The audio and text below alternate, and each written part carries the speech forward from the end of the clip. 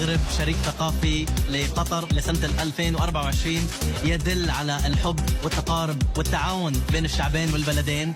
عندما نتحدث عن تراث المغرب فنحن يعني لا نعلم من أين نبدأ بطبيعة الحال، لأن المغرب بلد غني، بلد يتمتع بالتميز والتنوع الثقافي، وهذا انعكس خلال هذه السنة بداية من هذا المعرض، معرض الحلية الفضية من القصر الملكي.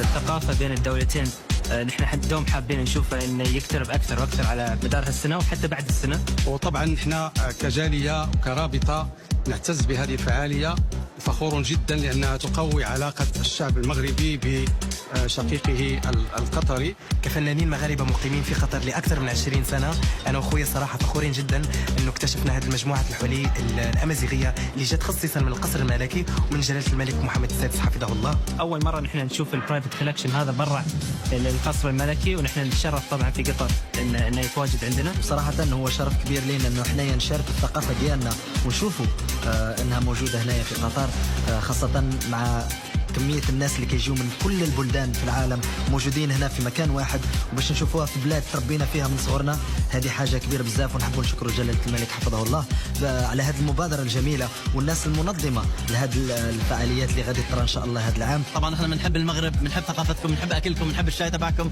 بنحب كل شيء فيكم، وان شاء الله نشوفكم في المغرب هالسنة. ديما مغرب.